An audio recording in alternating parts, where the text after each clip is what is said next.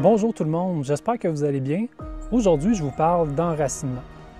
Pourquoi je trouve que c'est quelque chose qui est excessivement important, c'est que dans notre vie quotidienne, en tout cas en 2024, notre style de vie fait en sorte qu'on est constamment dispersé dans tout plein de distractions.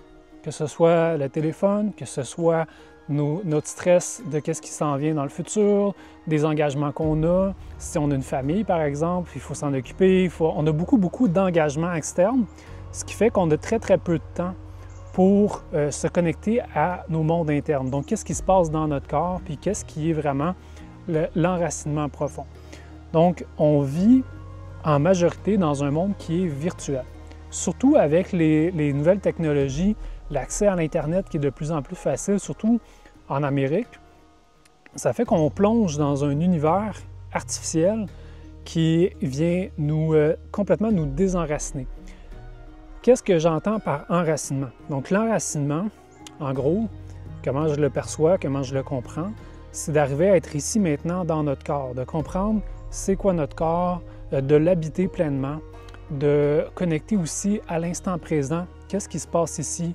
Par exemple, ici, je suis dans la forêt, donc pour moi, connecter, m'enraciner, quand je viens ici, je me reconnecte à une partie profonde de l'humain qui est l'humain qui est relié à d'où il vient. Nous, on ne vient pas d'un bloc de béton, à moins que... Non, on ne vient juste pas d'un bloc de béton. L'humain, il évolue dans la nature, il évolue au contact de la nature, avec les arbres, les animaux, tout ça.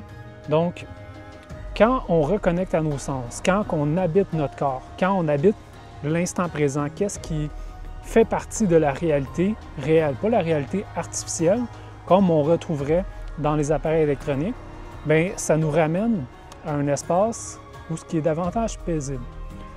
Puis, on en a beaucoup besoin de ça, surtout en ce moment, avec la réalité qu'on vit.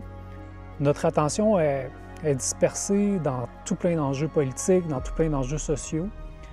Puis les enjeux sociaux auxquels on se rattache, c'est souvent pas qu'est-ce qui se passe dans notre réalité ici maintenant. Donc on est constamment détourné de l'endroit où on est. La notion de l'enracinement, c'est quelque chose qui est plutôt abstrait, parce que c'est difficile de comprendre un peu c'est quoi. Fait que moi, je trouve que la meilleure façon de l'exprimer, c'est par un exemple concret. Donc, supposons que vous êtes assis dans votre salon. Vous êtes assis et là, vous êtes en train de penser à tout ce qui vous est arrivé dans votre journée. Ah, au bureau, il y a telle personne qui a dit ça de moi. Ah, j'ai telle affaire à faire. Il m'est arrivé telle chose. Je suis arrivé en retard à tel endroit. Quand vous revivez ce moment-là, votre esprit puis toute votre attention est placée dans ces événements-là qui se sont passés. Ils ne sont pas en train de contempler qu'est-ce qui se passe en ce moment, dans le moment présent. Donc, vous êtes déconnecté de votre corps quand vous faites ça. Un autre exemple de l'affaire, en fait, un exemple que tout le monde connaît, quand on s'en va au gym, ceux qui font de la musculation, il y en a beaucoup que qu'est-ce qu'ils vont faire, c'est qu'ils vont mettre une musique. Une musique qui va soit provoquer de la motivation ou bien de l'énergie. Pourquoi qu'on fait ça? C'est que ça détourne notre attention de la souffrance qu'on a dans notre corps. C'est beaucoup plus difficile de s'entraîner quand on est obligé de sentir la douleur. Donc, le fait que tu mets une musique, ça place ton attention ailleurs. Puis, vu que ton attention est ailleurs, bien, ça t'évite la souffrance. Vous faites probablement même cet exercice-là quand vous faites quelque chose qui ne vous tente pas du tout. Plutôt que de seulement faire l'affaire qui ne vous fait pas du tout, vous essayez de placer votre attention ailleurs pour ne pas vivre l'inconfort que ça peut procurer. Bien, en faisant ça, donc vous voyez que où vous placez votre attention, où vous placez votre esprit, a une répercussion sur comment vous vivez les choses. Puis, si on regarde ce principe-là d'un portrait global, puis qu'on regarde, par exemple, toutes les sources de distraction qu'on peut avoir puis qu'on peut vivre, bien, on réalise que souvent, en fait, on est déconnecté de notre corps. Puis, on prolonge vraiment longtemps cette déconnexion-là, à un point tel qu'à un moment donné, on n'arrive plus à comprendre c'est quoi notre corps puis qu'est-ce que c'est. On ne réalise pas qu'il y a quelque chose qui ne fonctionne pas dedans, par exemple. Il y a une douleur qui est présente depuis 20 ans. Ça prend 20 ans jusqu'au point où l'articulation commence à s'effriter puis lâcher pour dire « Hey, mon genou, il y a quelque chose qui ne marche pas. » Si on se place dans l'instant présent, qu'on comprend notre corps, qu'on l'habite, qu'on n'est plus dans toutes les sources de distraction, bien, on est plus à même de réaliser ça au bon moment. Quand tu réalises que tu as tel élément qui fait partie de ton corps qui ne fonctionne pas et que tu en prends conscience, tu peux faire une action à ce moment-là. Au lieu d'attendre que tout brise, tout lâche, bien là, tu es là maintenant, tu le sais, tu fais l'action tout de suite. Mais ça, tu peux juste le faire quand tu n'es pas pris dans toutes les distractions. En fait, ce qu'on réalise, c'est qu'on est souvent déconnecté de la réalité, puis on vit plusieurs réalités qui finissent par être trop à un moment donné. Parce qu'on vit tellement de choses, il se passe tellement de choses dans le monde qu'on est toujours surstimulé. Puis ça, c'est difficile à vivre sur le long terme. On n'aurait pas besoin de vivre 800 000 distractions par jour. C'est trop pour nous de gérer la guerre à tel endroit, de gérer les atrocités, parce que dans le monde, il y a tout plein de choses qui arrivent. Tu sais, juste on regarde dans une ville, là, tout ce qui peut arriver dans une ville, lui, il a tué telle affaire, lui, il a fait un accident, sa sœur est morte. Écoutez, il y a tellement de choses, mais avec la technologie actuelle, avec l'accès à l'information, des histoires comme ça, tu pourrais en avoir tout le long de ta journée. Puis de vivre toujours ces souffrances-là, puis de tout le temps être dans ces distractions-là, c'est beaucoup trop pour une personne. Ça en fait trop, puis on n'a pas besoin. Puis le simple fait de revenir un peu ici, dans le moment présent, couper de toutes ces distractions-là, ça nous permet de nous recentrer.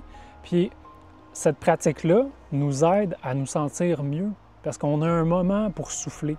C'est comme si tu étais dans une classe puis que tu avais tout le temps un élève fatigant qui est tout le temps en train de te piquer avec son crayon, mais là, tu en as 10 puis il ne te lâche pas. Bien, si tu sors de la classe un moment, ils vont arrêter de te piquer, premièrement, ça va être moins étonnant. Bien, tu vas sentir l'apaisement de ne plus avoir ces dérangements-là continus. Donc, c'est un peu ça l'idée, c'est de revenir un peu dans qu'est-ce qui nous concerne, dans qu'est-ce qui est ma réalité, dans qu'est-ce que j'ai un pouvoir aussi. Parce qu'il n'y a rien de plus frustrant que de vivre quelque chose qui est dur, mais de rien pouvoir y faire, puis de rester dans cette souffrance-là. C'est comme de la torture, puis il n'y a rien que tu peux faire. Donc, si tu reviens ici maintenant, dans ton corps, que tu cherches à éliminer le charabia mental, l'espèce de mouvement continuel, tu t'en vas en forêt, à la limite. La forêt, elle permet ça beaucoup, de se recentrer. Tu vas ressentir les bienfaits. Puis, tu vas ressentir, c'est quoi? Juste revenir ici. Puis, quand tu ressors de la forêt, de ton ressourcement, ton niveau d'énergie, il va être beaucoup plus élevé. Et tu vas te sentir beaucoup plus heureux aussi. Tu sais, on veut tout être heureux. Tu sais, on dit que l'argent, ça n'apporte pas le bonheur, mais ça donne un gros coup de main. Ouais, mais attends, fais juste faire ça. Fais juste aller te couper un peu de toutes tes distractions-là, de recentrer combien tu as d'énergie. L'énergie, là, c'est quelque chose qu'on a de plus précieux dans notre vie. Parce que si tu as de l'énergie, tu peux faire des activités. Quand tu as beaucoup d'énergie, tu es beaucoup plus fonctionnel aussi. Tu sais, quand tu es fatigué et que tu essaies de faire un travail, là, ton rendement, il n'est pas très, très bon. Tu n'es pas concentré, tu manques des mots, c'est difficile.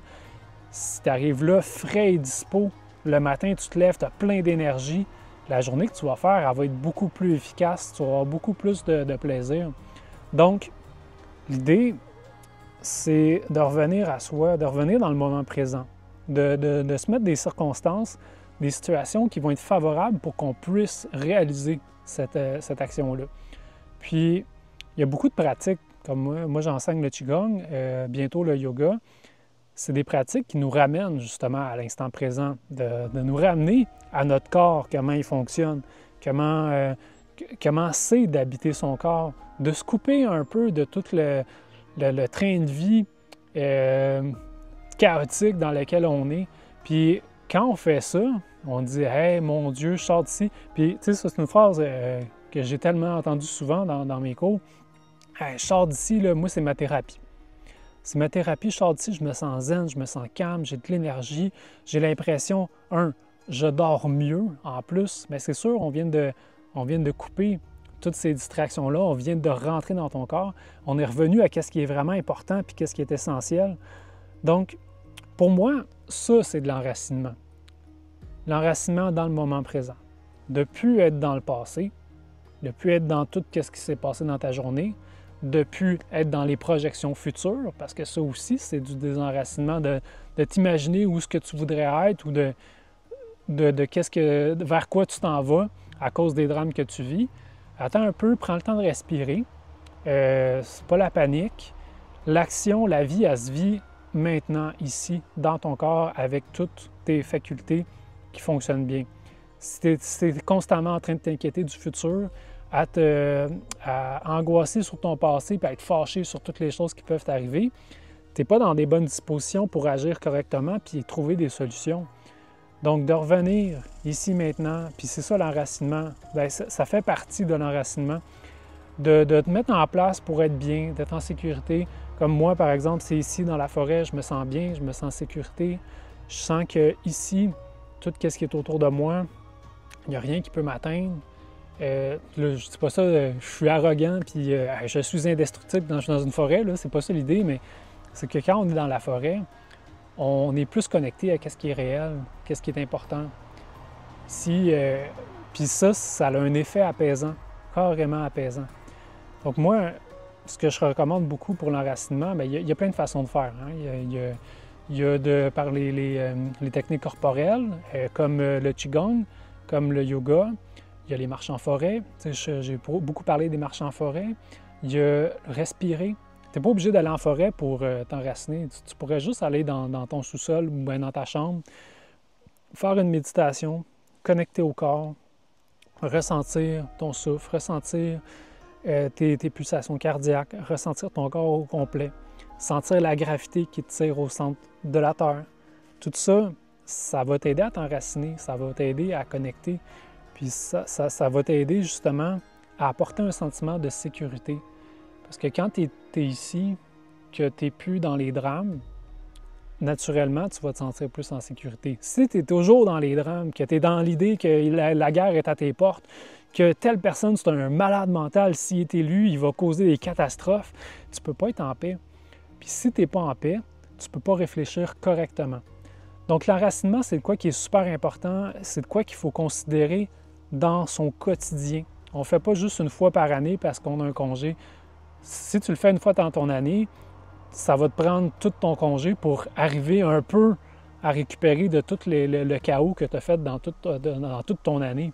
Donc, ce n'est pas suffisant. Il faut faire quelque chose régulièrement pour vraiment bénéficier de ce que ça peut t'apporter. Donc, je vous remercie de votre écoute. Si ce dont je vous parle, je vous encourage à vous abonner sur ma chaîne. Je publie régulièrement du contenu en lien avec la spiritualité, avec le bien-être holistique. Donc, c'est vraiment un plaisir pour moi de vous partager ces enseignements-là. Et j'en profite aussi pour vous dire que si vous recherchez des pratiques ou des outils, j'en ai plusieurs à disposition que j'offre sur mon site web. C'est des programmes en ligne que vous pouvez faire à votre rythme. Donc, prochainement, ce que je vais publier, c'est un cours de Qigong. Donc, si vous voulez apprendre une méthode ancestrale qui vous permet de vous enraciner, de vous reconnecter avec votre corps, le Qigong, c'est quelque chose qui est très précieux, qui est très riche. Et j'offre bientôt un programme en ligne pour vous partager cet outil-là. Et j'ai aussi plusieurs outils. J'offre de l'accompagnement personnalisé. Donc, tout ça, c'est seulement sur mon site web au www.ombedoré.com. Et encore une fois, je vous invite à vous abonner et ça m'encourage beaucoup. Et je vous remercie de votre temps et de votre écoute. Bon enracinement!